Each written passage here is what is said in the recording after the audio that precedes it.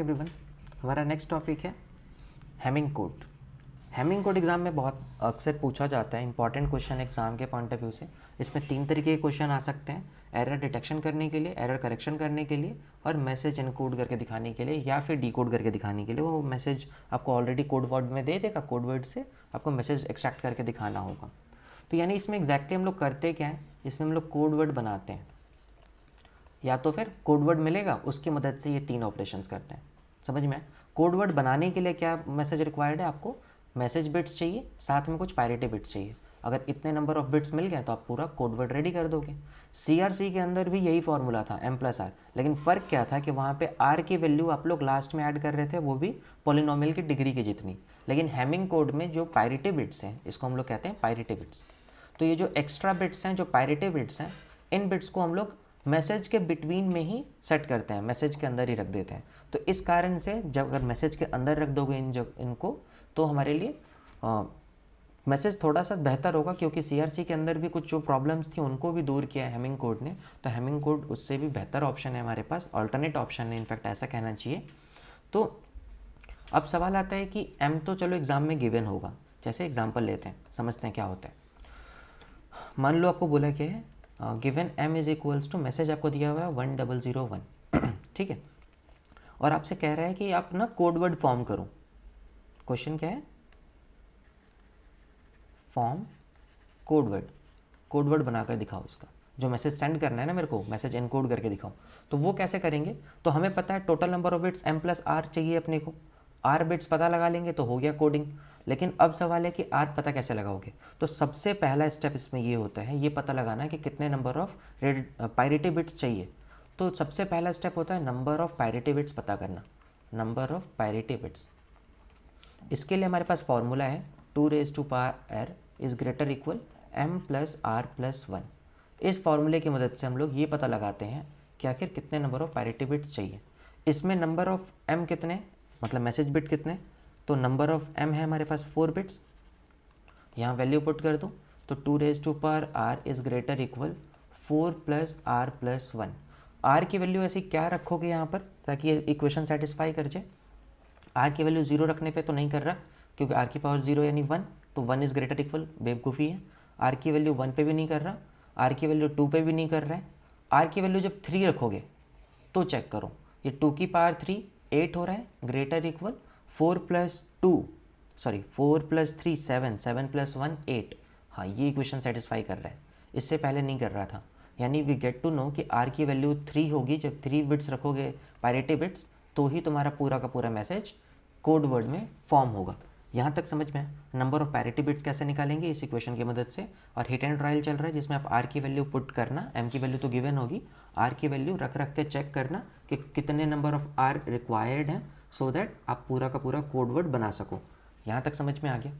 अब क्या आता है सवाल में, नेक्स्ट स्टेप क्या होता है कि अगर आपको मैसेज बिट्स मिल गए और आपको पैरिटी बिट्स कितने ऐड करने हैं ये पता चल गया, तो अगला काम आता है उनकी पोजीशंस को डिफाइन करना। सेकंड पॉइंट है पोजीशन ऑफ पैरिटी बिट्स।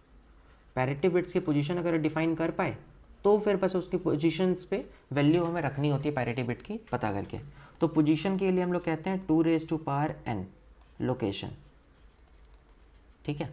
इन्हीं लोकेशंस पर रखना है जहाँ पर n की वैल्यू क्या होगी, 0 1 2 एंड सो ऑन, इस तरीके से चलती जाएगी। ये 2 बातें अगर समझ में आ गई हैं तो अब हमारा फाइनल मैसेज बनने वाला है। यही 2 स्टेप हैं इसमें। इसके बाद तो थोड़ा सिंपल कैलकुलेशन है, वो भी अगर आपने मेरी सिंगल पैरिटी वाली वीडियो देखी हुई है तो आपको वो कंसेप्ट भी बहुत अच्छे से समझ में आएगा, क्योंकि पैरिटी का कंसेप्ट वही वाला लेना है। हम लोग यहाँ पर भी इवन पैरिटी या फिर ऑड पैरिटी की बात करेंगे, ठीक है। तो हमें टोटल अब नंबर ऑफ बिट्स कितने हो गए, टोटल बिट्स जितने हमें मैसेज में भेजने वो M+R होगा। समझ में आता है, message bit plus redundancy bit या फिर पैरिटी बिट। M की वैल्यू है 4 और R की वैल्यू है 3, यानी टोटल 7 बिट्स बनाने हैं अपने को, 1 2 3 4 5 6 7। तो इसको मैं बोल रहा हूँ D1 D2 D3 D4 D5 D6 D7, ऐसे 7 लोकेशंस बना दिए मैंने, जिसमें हमें क्या करना है, रिडंडेंसी बिट या फिर पैरिटी बिट्स की पोजीशन इससे डिफाइन होगी 2n की मदद से।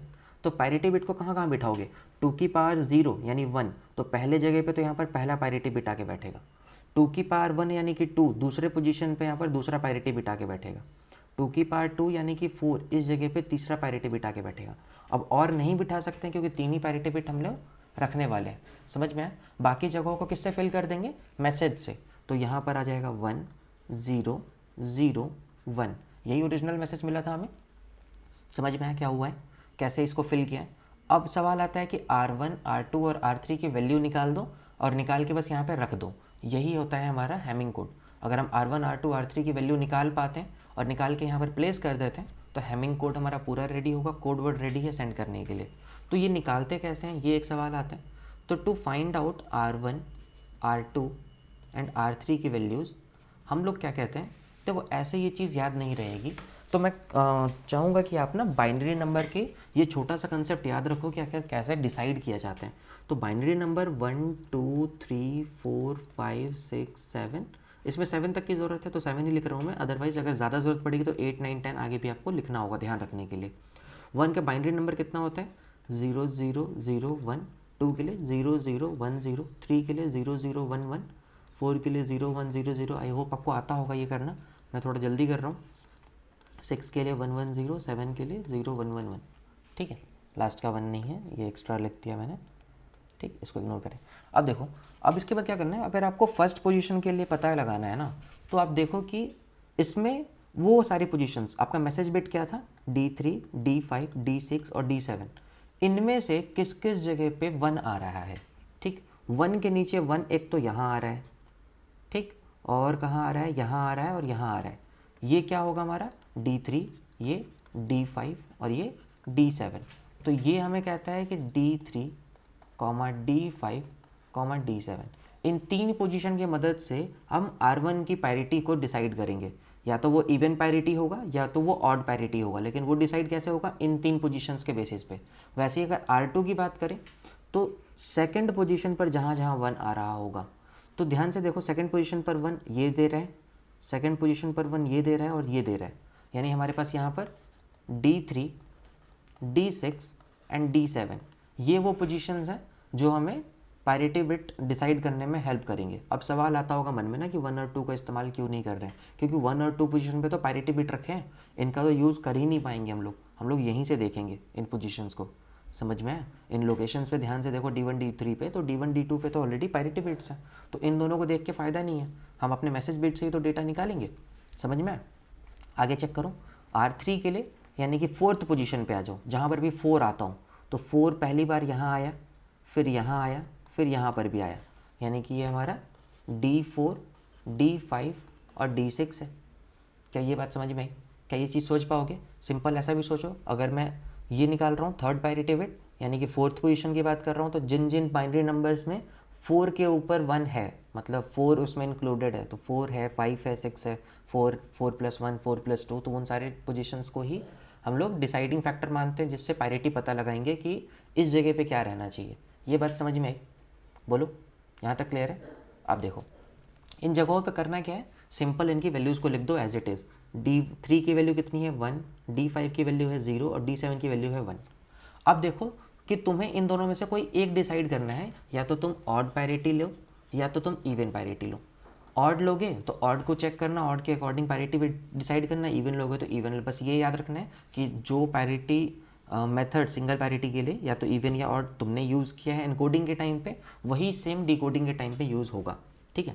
मान लो मैं इवन पैरिटी यूज़ करता हूँ, तो इवन पैरिटी के लिए टोटल नंबर ऑफ वंस कितने होने चाहिए, इसका मतलब total number of ones should be even.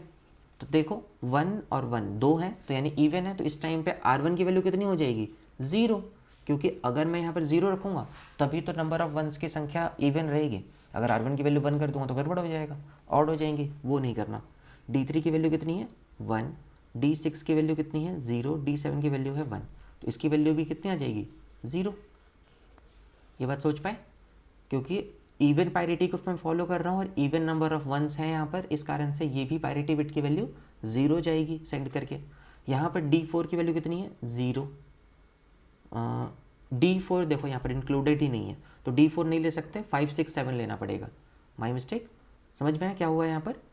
D4 position पे तो पैरिटी रखा हुआ है, ये नहीं ले सकते ना, तो D5 D6 और D7 लो, तो D5 पे 0, D6 पे 0, D7 पे 1।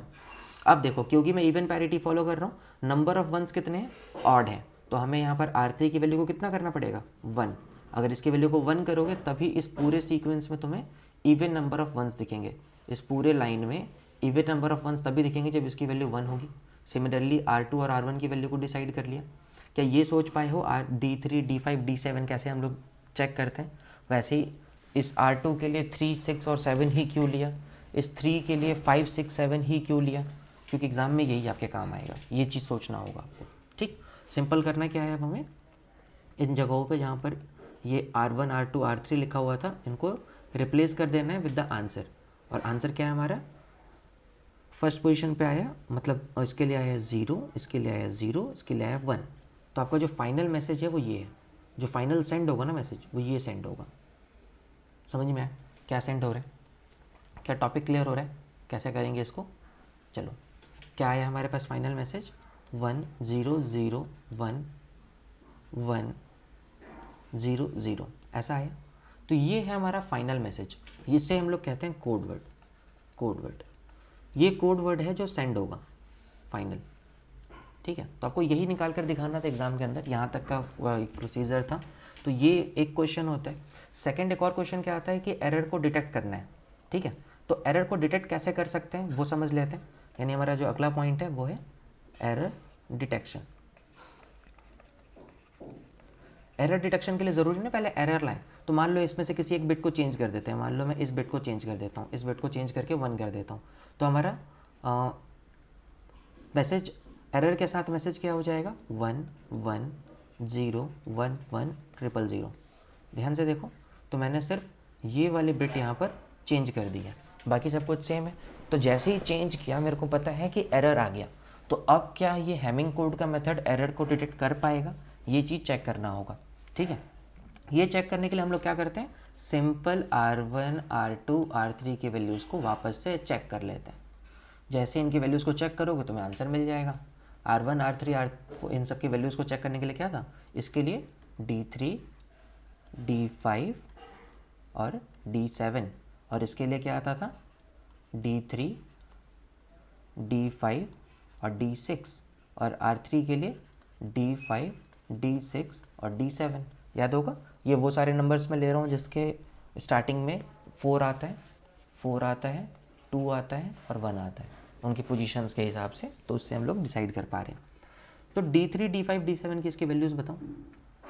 ये है D1 D2 D3 D4 D5 D6 and D7। तो D3 की वैल्यू है 1, D5 की वैल्यू है 0 और D7 की वैल्यू है 1। तो क्या ये इवन पैरिटी है? तो R1 की वैल्यू 0 होगी, इस वाले केस में R1 की वैल्यू होगी 0। ठीक है, R1 की वैल्यू 0 है यानी नो एरर, कोई प्रॉब्लम नहीं है। R2 की वैल्यूज़ चेक कर लो। R2 की वैल्यूज़ के लिए वापस से 1, यहाँ पर 5 ले लिया गलती से, ये 6 और ये 7 है, तो 6 के पोजीशन पे 1 आ गया और 7 की पोजीशन पर भी 1 आ गया। तो यहाँ ध्यान से देखो हुआ क्या कि यहाँ पर क्योंकि इवन पैरिटी फॉलो कर रहे हैं तो यहाँ पर ऑड नंबर ऑफ वंस हैं, तो R1 की वैल्यू कितनी हो जानी चाहिए? 1, और पहले कितनी थी? 0, यानी यहाँ पर एरर है। एरर को डिटेक्ट कर लिया कि भाई एरर आ चुका है। समझ में आया क्या हुआ, एरर कैसे डिटेक्ट हुआ है? ठीक, सिमिलरली R3 की वैल्यूज़ निकालो। R3 की वैल्यू पता लगाओगे तो ये कितना होगा? D5 की वैल्यू है 0, D6 की वैल्यू कितनी आ रही है? 1, D7 की वैल्यू भी 1। तो ये कह रहा है मैं इवन पैरिटी हूँ। अगर ये इवन है तो उस टाइम पर R3 की वैल्यू कितनी होनी चाहिए थी? 0, लेकिन हमारे पास एक्चुअल में कितनी है? R3 की वैल्यू 1 है। क्या ये बात समझ में आई?